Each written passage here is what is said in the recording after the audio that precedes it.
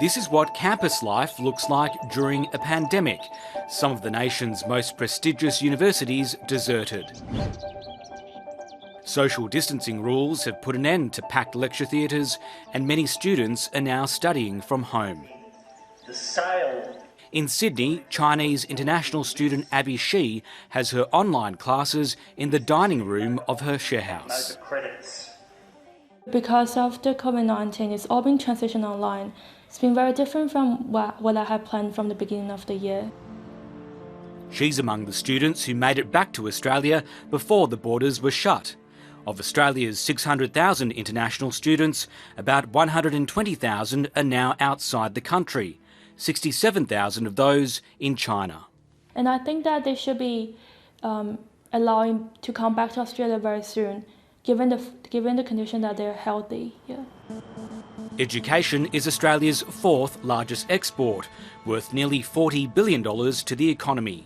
But Australia's chief scientist and 35 research sector bodies led by the Academy of Science say that's now at risk. More difficult than hard plastics. They've written to the National COVID-19 Coordination Commission and the government with a dire warning. We knew that the international student effect was going to have a major shock for the university sector. I was deeply surprised at how severe that effect is likely to be. For the universities, international student fees account for almost $9 billion in annual revenue. The report estimates a loss of up to $4.6 billion this year. As a result, 21,000 full-time university jobs could go over the next 6 months.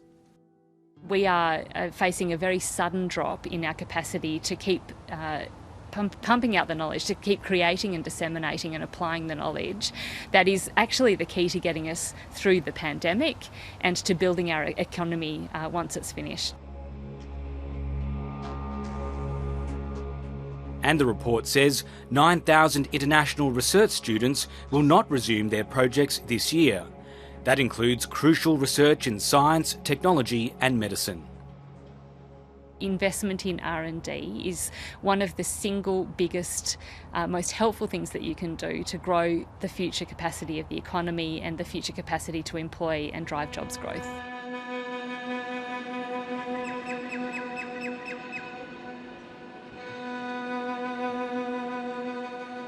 It's estimated that thousands of international students have lost their part-time jobs, with many lining up for charity meals in the big cities.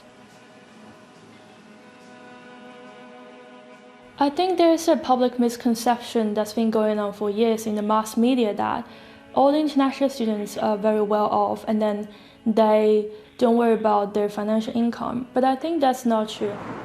International students and many foreign workers are not entitled to the government's Job Seeker and Job Keeper programs. Those who are in Australia under various visa arrangements, they're obviously not held here compulsorily. If they're not in a position to be able to support themselves, then there is the alternative for them to return to their home countries. Australia has one of the highest rates of temporary migrants in the democratic world. They're providing to the tax base. They're not a drain on the welfare or health system. Come here. Sit down. While some of the 670,000 New Zealanders in Australia are eligible for government help, dual Kiwi and British citizen Mike Worsley has missed out because he's lived here for less than 10 years. The independent TV producer came to Australia 6 years ago to set up his own production company. There's like a couple in isolation who are like super creative. As soon as COVID-19 struck, we lost over $120,000 of business overnight. So every single client cancelled us within 4 days. Hello and welcome, you sensational viewers, to Live from Stonewall, starring the fabulous Mini Cooper. Oh no! Mike is now seeing whether he's eligible for Job Keeper through his business and is drawing down his super to stay afloat. In the meantime, he's keeping his crew busy with a live stream production.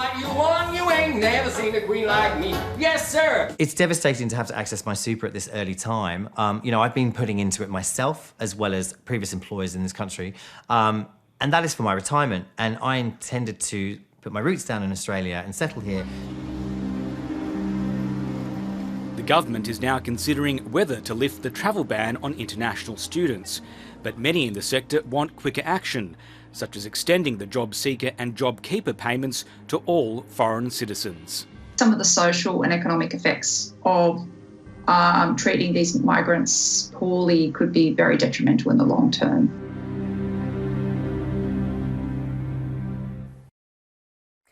Hi, I'm Lee Sales. Thanks for watching this story.